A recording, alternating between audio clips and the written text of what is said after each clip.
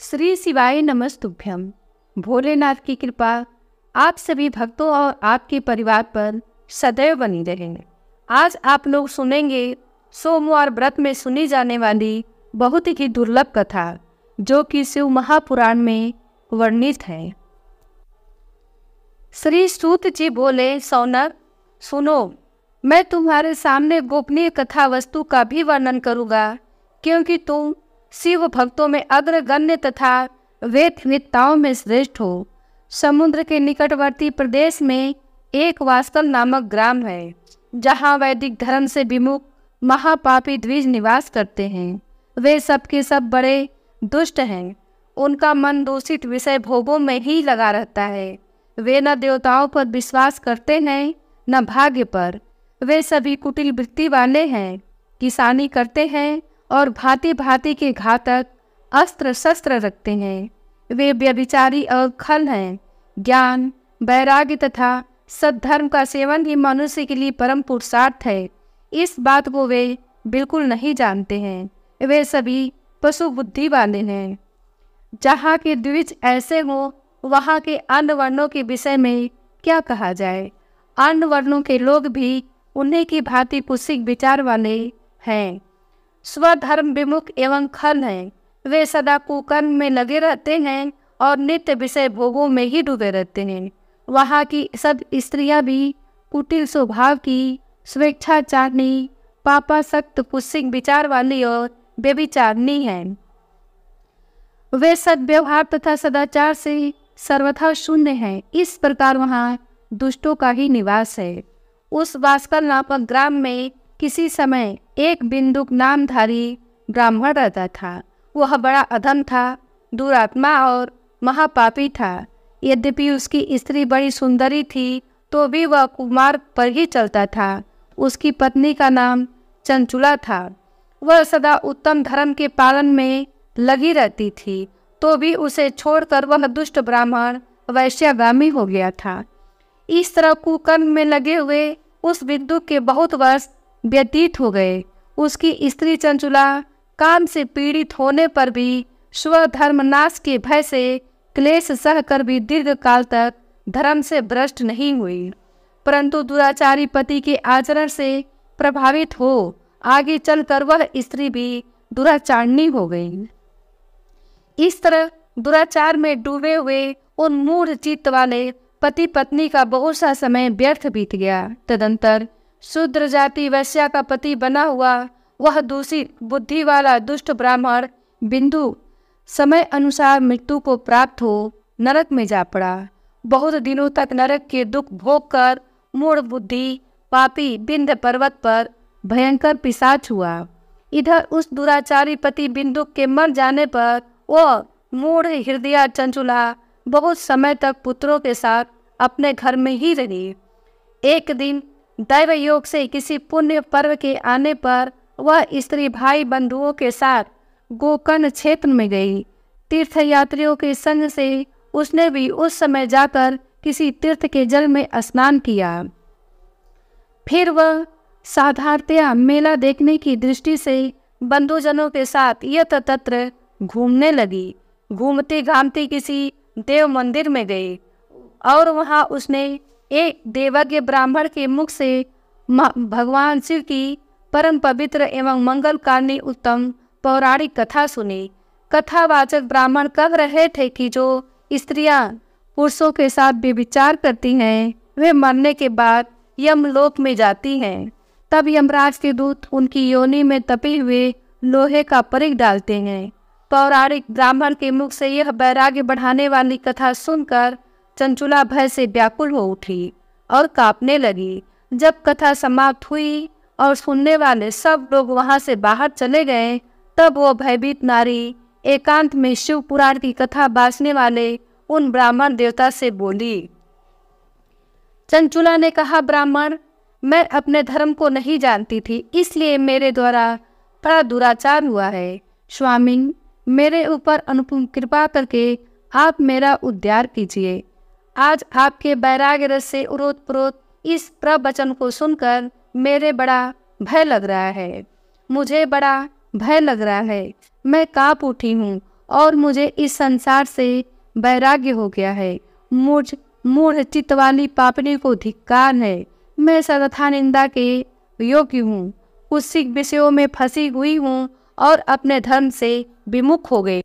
हाय, न जाने किस किस घोर कष्टदायक दुर्गति में मुझे पड़ना पड़ेगा, और वहाँ कौन बुद्धिमान पुरुष कुमार्ग में मन लगाने वाली मुझ पापनी का साथ देगा। मृत्यु काल में उन भयंकर यमदूतों को मैं कैसे देखूंगी, जब वे बलपूर्वक मेरे गले में फंदे डालकर मुझे बांधेंगे, तब मैं कैसे धीरज धारण कर सकूंगी। नरक में जब मेरे शरीर के टुकड़े टुकड़े किए जाएंगे, उस समय विशेष दुख देने वाली उस महान यातना को मैं वहाँ कैसे सहूंगी। हाय, मैं मारी गई, मैं जल गई, मेरा हृदय भी दीन हो गया और मैं सब प्रकार से नष्ट हो गई, क्योंकि मैं हर तरह से पाप में ही डूबी रही हूँ। ब्राह्मण, आप ही मेरे गुरु, आप ही माता और आप ही पिता हैं। आपकी शरण में आई हुई मुझ दीन अबला का आप ही उद्धार कीजिए, उद्धार कीजिए। सूत जी कहते हैं, सौनक, इस प्रकार खेद और वैराग्य से युक्त हुई चंचला ब्राह्मण देवता के दोनों चरणों में गिर पड़ी। तब उन बुद्धिमान ब्राह्मण ने कृपा पूर्वक उसे उठाया और इस प्रकार कहा। ब्राह्मण बोले, नारी, सौभाग्य की बात है कि भगवान शंकर की कृपा से शिव पुराण की इस वैराग्य युक्त कथा को सुनकर तुम्हें समय पर चेत हो गया है। ब्राह्मण पत्नी, तुम डरो मत, भगवान शिव की शरण में जाओ। शिव की कृपा से सारा पाप तत्काल नष्ट हो जाता है। मैं तुमसे भगवान शिव की कीर्ति कथा से युक्त उस परम वस्तु का वर्णन करूंगा, जिससे तुम्हें सदा सुख देने वाली उत्तम गति प्राप्त होगी। शिव की उत्तम कथा सुनने से ही तुम्हारी बुद्धि इस तरह पश्चाताप से युक्त एवं शुद्ध हो गई है, साथ ही तुम्हारे मन में विषयों के प्रति वैराग्य हो गया है। पश्चाताप ही पाप करने वाले पापियों के लिए सबसे बड़ा प्रायश्चित है। सत्पुरुषों ने सबके लिए पश्चाताप को ही समस्त पापों का शोधक बताया है। पश्चाताप से ही पापों की शुद्धि होती है। जो पश्चाताप करता है वही वास्तव में पापों का प्रायश्चित करता है, क्योंकि सत्पुरुषों ने समस्त पापों की शुद्धि के लिए ही प्रायश्चित का उपदेश किया है। वह सब पश्चाताप से संपन्न हो जाता है।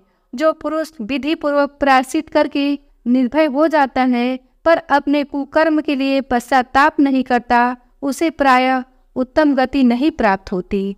परंतु जिसे अपने कुकृत्य पर हार्दिक पश्चाताप होता है, वह अवश्य उत्तम गति का भागी होता है, इसमें संशय नहीं है।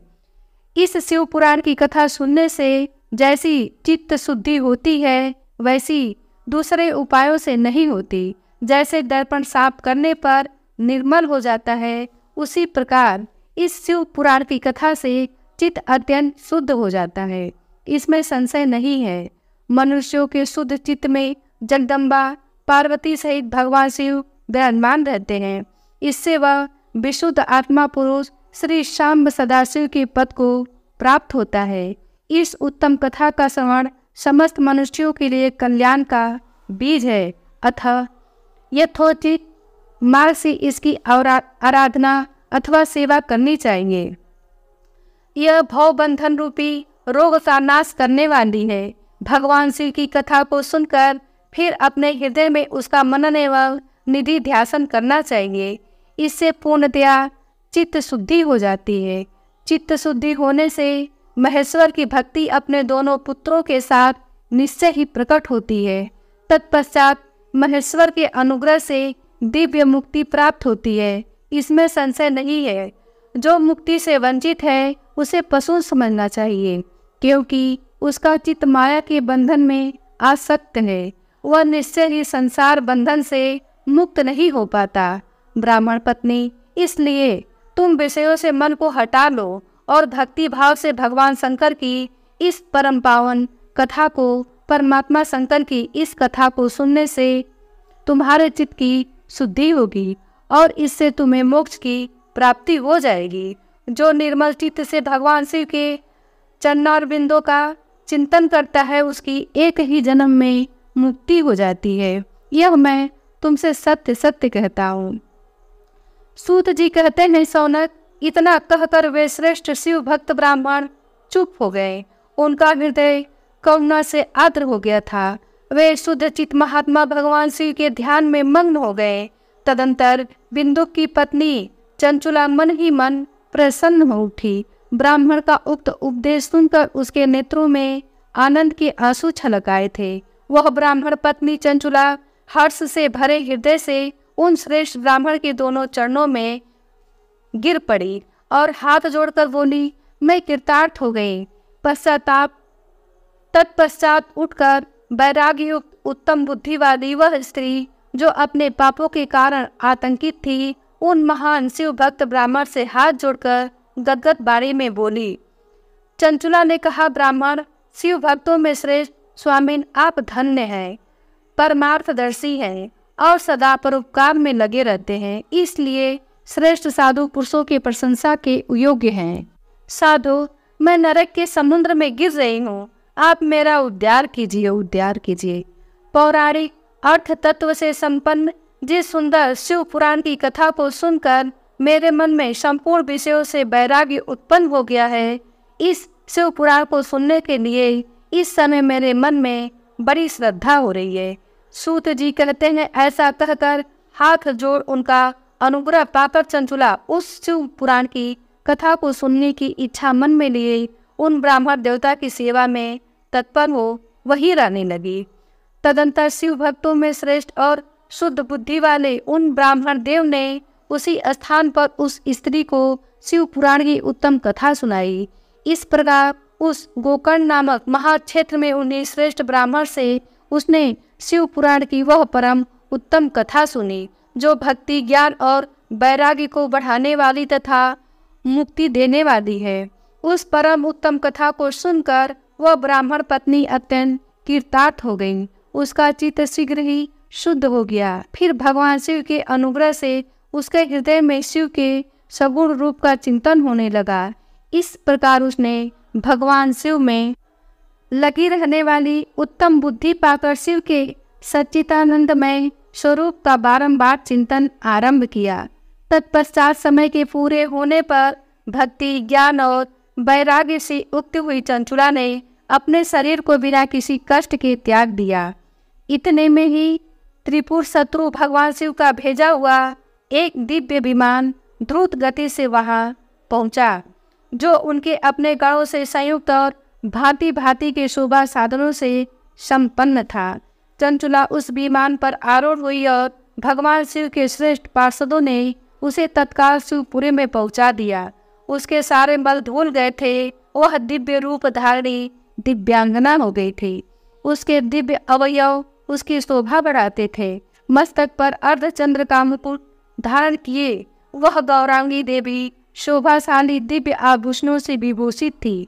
शिवपुरी में पहुंचकर उसने सनातन देवता त्रिनेत्रधारी महादेव जी को देखा। सभी मुख्य देवता उनकी सेवा में खड़े थे। गणेश, भृंगी, नंदीश्वर तथा वीरभद्रेश्वर आदि उनकी सेवा में उत्तम भक्ति भाव से उपस्थित थे। उनकी अंग कांति करोड़ों सूर्यों के समान प्रकाशित हो रही थी। कंठ में नील चिन्ह शोभा पाता था। 5 मुख और प्रत्येक मुख में 3 नेत्र थे। मस्तक पर अर्धचंद्राकार मुकुट शोभा देता था। उन्होंने अपने वामांग भाग में गौरी देवी को बिठा रखा था, जो विद्युत पुंज के समान प्रकाशित थी। गौरीपति महादेव जी की कांति कर्पूर के समान गौर थी। उनका सारा शरीर श्वेत भस्म से भासित था। शरीर पर श्वेत वस्त्र शोभा पा रहे थे। इस प्रकार परम उज्ज्वल भगवान शंकर का दर्शन करके वह ब्राह्मण पत्नी चंचुला बहुत प्रसन्न हुई। अत्यंत प्रीति युक्त होकर उसे बड़ी उतावली के साथ भगवान को बारंबार प्रणाम किया। फिर हाथ जोड़कर वह बड़े प्रेम, आनंद और संतोष से युक्त हो विनीत भाव से खड़ी हो गई। उसके नेत्रों से आनंद अश्रुओं की अविरल धारा बहने लगी तथा संपूर्ण शरीर में रोमांच हो गया। उस समय भगवती पार्वती और भगवान शंकर ने उसे बड़ी करुणा के साथ अपने पास बुलाया और सौम्य दृष्टि से उसकी ओर देखा। पार्वती जी ने तो दिव्य रूप धारणी बिंदु प्रिया चंचुला को प्रेम पूर्वक अपनी सखी बना लिया। वह उस परमानंद घन ज्योति स्वरूप सनातन धाम में अविचल निवास पाकर दिव्य शौक से संपन्न हो अच्छे सुख का अनुभव करने लगी। सूत जी बोले, सौनक, एक दिन परमानंद में निमग्न हुई चंचुला ने उमा देवी के पास जाकर प्रणाम किया और दोनों हाथ जोड़कर वह उनकी स्तुति करने लगी। चंचुला बोली, गिरिराज नंदिनी, स्कंद माता उमे, मनुष्यों ने सदा आपका सेवन किया है। समस्त सुखों को देने वाली शंभु प्रिय आप ब्रह्म स्वरूपिणी हैं। विष्णु और ब्रह्मा आदि देवताओं द्वारा सेव्य हैं। आप ही सगुणा और निर्गुणा है तथा आप ही सूक्ष्म सच्चिदानंद स्वरूपिणी आद्या प्रकृति हैं। आप ही संसार की सृष्टि, पालन और संहार करने वाली हैं। तीनों गुणों का आश्रय भी आप ही हैं। ब्रह्मा, विष्णु और महेश्वर, इन तीनों देवताओं का आवास स्थान तथा उनकी उत्तम प्रतिष्ठा करने वाली पराशक्ति आप ही हैं। सूत जी कहते हैं, सौनक, जिसे सद्गति प्राप्त हो चुकी थी, वह चंचुला इस प्रकार महेश्वर पत्नी उमा की स्तुति करके सिर झुकाए चुप खड़ी हो गई। उसके नेत्रों में प्रेम के आंसू उमड़ आए थे। तब करुणा से भरी हुई शंकर प्रिया भक्त वत्सला पार्वती देवी ने चंचुला को संबोधित करके बड़े प्रेम से इस प्रकार कहा। पार्वती बोली, सखी चंचुले, सुंदरी, मैं तुम्हारी की हुई इस स्तुति से बहुत प्रसन्न हूँ। बोलो, क्या वर मांगती हो? तुम्हारे लिए मुझ में कुछ भी अदेय नहीं है। चंचुला बोली, निष्पाप गिरिराज कुमारी, मेरे पति बिंदुक इस समय कहाँ हैं? उनकी कैसे गति हुई है यह मैं नहीं जानती। कल्याणमयी दीनवत्सले, मैं अपने उन पतिदेव से जिस प्रकार से युक्त हो सकूं वैसा ही उपाय कीजिए। महेश्वरी, महादेवी, मेरे पति एक शूद्र जाति वैश्या के प्रति आसक्त थे और पाप में ही डूबे रहते थे। उनकी मृत्यु मुझसे पहले ही हो गई थी। न जाने वे किस गति को प्राप्त हुए। गिरिजा बोली, बेटी, तुम्हारा बिंदुक नाम वाला पति बड़ा पापी था। उसका अंतःकरण बड़ा ही दूषित था। वैश्या का उपभोग करने वाला वह महामूढ़ मरने के बाद नरक में पड़ा। अगणित वर्षों तक नरक में नाना प्रकार के दुख भोग कर वह पाप आत्मा अपने शेष पाप को भोगने के लिए विंध्य पर्वत पर पिशाच हुआ है। इस समय वह पिशाच अवस्था में ही है और नाना प्रकार के क्लेश उठा रहा है। वह दुष्ट वहीं वायु पीकर रहता है और सदा सब प्रकार के कष्ट सहता है। सूत जी कहते हैं, सौनक, गौरी देवी की यह बात सुनकर उत्तम व्रत का पालन करने वाली चंचुला उस समय पति के महान दुख से दुखित हो गई। फिर मन को स्थिर करके उस ब्राह्मण पत्नी ने व्यथित हृदय से महेश्वरी को प्रणाम करके पुनः पूछा। चंचुला बोली, महेश्वरी, महादेवी, मुझ पर कृपा कीजिए और दूषित कर्म करने वाले मेरे उस दुष्ट पति का अब उद्धार कर दीजिए। हे देवी, कुत्सित बुद्धि वाले मेरे पति पापात्मा को किस उपाय से उत्तम गति प्राप्त हो सकती है, यह शीघ्र बताइए। आपको नमस्कार है। पार्वती जी ने कहा, तुम्हारा पति यदि शिव पुराण की पुण्यमयी उत्तम कथा सुने तो सारी दुर्गति को पार करके वह उत्तम गति का भागी हो सकता है। अमृत के समान मधुर अक्षरों से युक्त गौरी देवी का यह वचन आदर पूर्वक सुनकर चंचुला ने हाथ जोड़कर मस्तक झुकाकर उन्हें बारंबार प्रणाम किया और अपने पति के समस्त पापों की शुद्धि तथा उत्तम गति की प्राप्ति के लिए पार्वती देवी से यह प्रार्थना की कि मेरे पति को शिव पुराण सुनाने की व्यवस्था होनी चाहिए। उस ब्राह्मण पत्नी के बारंबार प्रार्थना करने पर शिव प्रिया गौरी देवी को बड़ी दया आई। उन भक्त वत्सला महेश्वरी गिरिराज कुमारी ने भगवान शिव की उत्तम कीर्ति का गान करने वाले गंधर्वराज तुम्बुरु को बुलाकर उनसे प्रसन्नता पूर्वक इस प्रकार कहा, तुम्बुरो, तुम्हारी भगवान शिव में प्रीति है।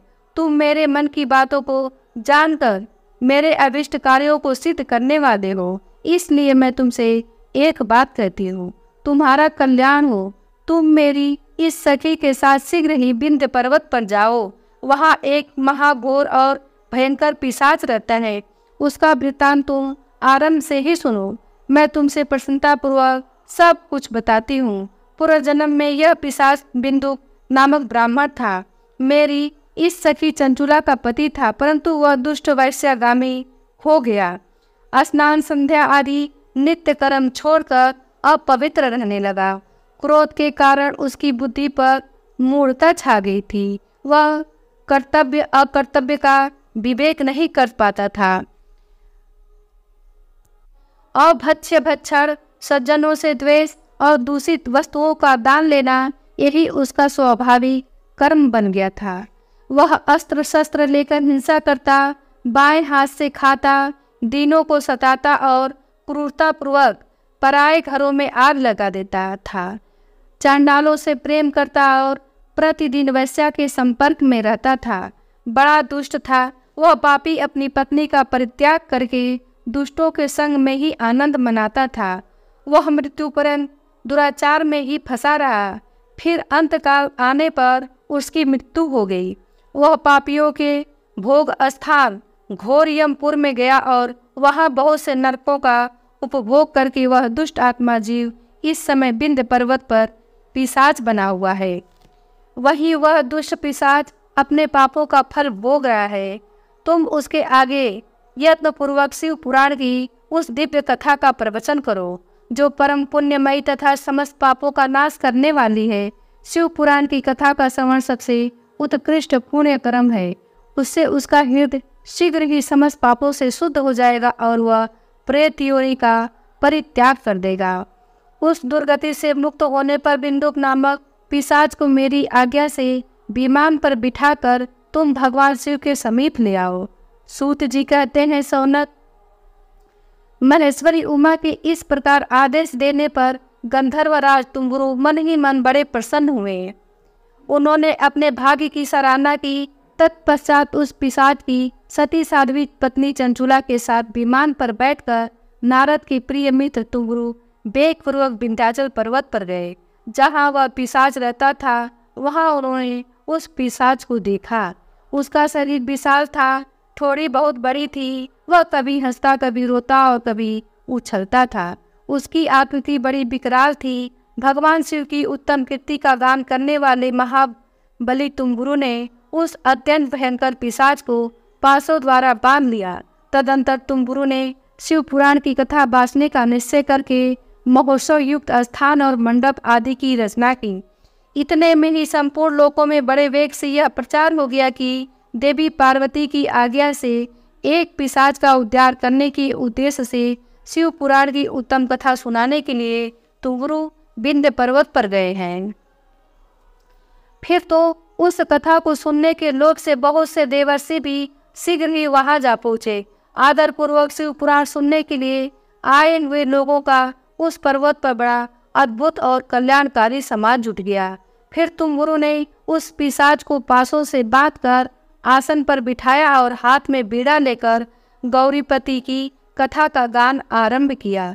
पहली अर्थात विद्येश्वर संगीता से लेकर 7वीं वायु संगीता तक महात्म्य सहित शिव पुराण की कथा का उन्होंने स्पष्ट वर्णन किया। 7 संगीताओं सहित शिव पुराण का आदर पूर्वक श्रवण करके वे सभी श्रोता पूर्णतः कृतार्थ हो गए। उस परम पुण्यमय शिव पुराण को सुनकर उस पिशाच ने अपने सारे पापों को धोकर उस पैशाचिक शरीर को त्याग दिया। फिर तो शीघ्र ही उसका रूप दिव्य हो गया। अंग कांति गौर वर्ण की हो गई। शरीर पर श्वेत वस्त्र तथा सब प्रकार के पुरुषोचित आभूषण उसके अंगों को उद्दासित करने लगे। वह त्रिनेत्रधारी चंद्रशेखर रूप हो गया। इस प्रकार दिव्य देहधारी होकर श्रीमान बिंदु अपनी प्राण बल्लभा चंचुला के साथ स्वयं भी पार्वती बल्लभ भगवान शिव का गुणगान करने लगा। उसकी स्त्री को इस प्रकार दिव्य रूप से सुशोभित देख हुए सभी देवर्षि बड़े विस्मित हुए। उनका चित्त परमानंद से परिपूर्ण हो गया। भगवान महेश्वर का वह अद्भुत चरित्र सुनकर वे सभी श्रोता परम कृतार्थ हो प्रेम पूर्वक श्री शिव का यशोगान करते हुए अपने अपने धाम को चले गए। दिव्य रूपधारी श्रीमान बिंदु भी सुंदर विमान पर अपनी प्रियतमा के पास बैठकर सुखपूर्वक आकाश में स्थित हो बड़ी शोभा पाने लगा। तदंतर महेश्वर के सुंदर एवं मनोहर गुणों का गान करता हुआ वह अपनी प्रियतमा तथा तुम्बुरों के साथ शीघ्र ही शिव धाम में जा पहुंचा। वहां भगवान महेश्वर तथा पार्वती देवी ने प्रसन्नतापूर्वक बिंदु का बड़ा सत्कार किया और उसे अपना पार्षद बना दिया। उसकी पत्नी चंचुला पार्वती जी की सखी हो गई। उस घनीभूत ज्योति स्वरूप परमानंद में सनातन धाम में अविचल निवास पाकर वे दोनों दंपति परम सुखी हो गए।